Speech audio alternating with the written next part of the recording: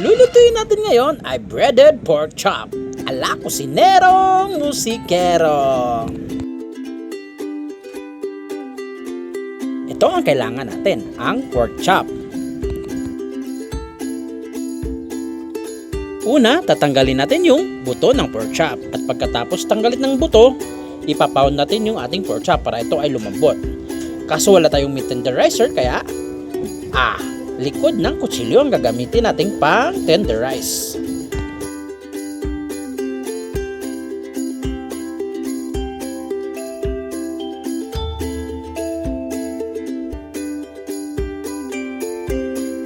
Kailangan natin ng konting asin, kaunting pamintang durog, kaunting garlic powder, kalamansi o lemon, ang buong itlog, all-purpose flour, at breadcrumbs. So, imamarinate muna natin ang ating pork chop. Lagyan lang natin ito ng kalamansi, salt and pepper, pagkatapos garlic powder. At ihalo lang natin ito.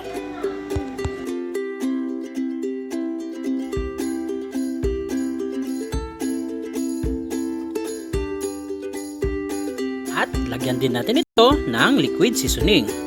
At i-marinate natin ito for at least 2 hours bago natin ito ay lutuin. I-bread na natin ang ating pork chop. Lagyan lang natin ito ng harina.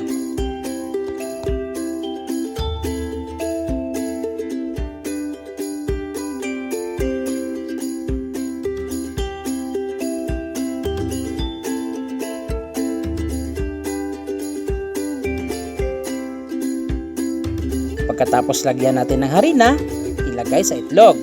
Pagkatapos sa itlog, ilagay natin sa breadcrumbs. Ulitin nyo lang itong prosesong ito hanggat sa matapos. May konting tip lang ako. Para kumapit talaga yung breadcrumbs, idiin nyo lang ito.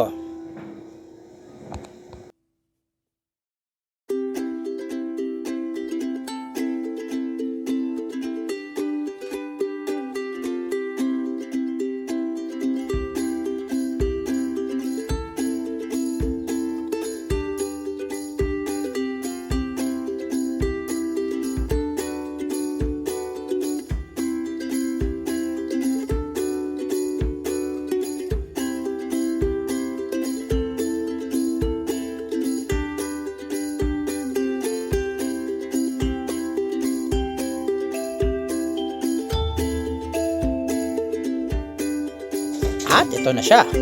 Ready to cook na ang ating breaded pork chop.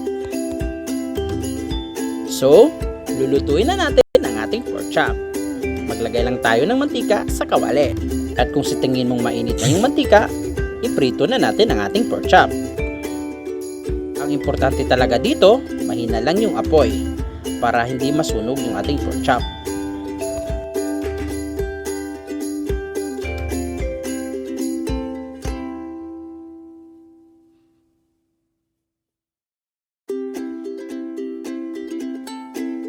Isa din sa tip ko, lagi mo itong tingnan at baliktarin mo kung kailangan para maganda ang pagkaluto ng ating pork chop.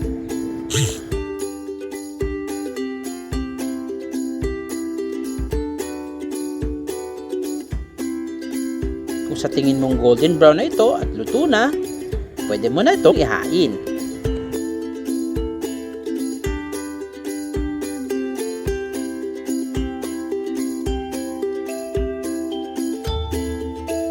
Hiwain na lang natin ito at ilagay sa ating plato.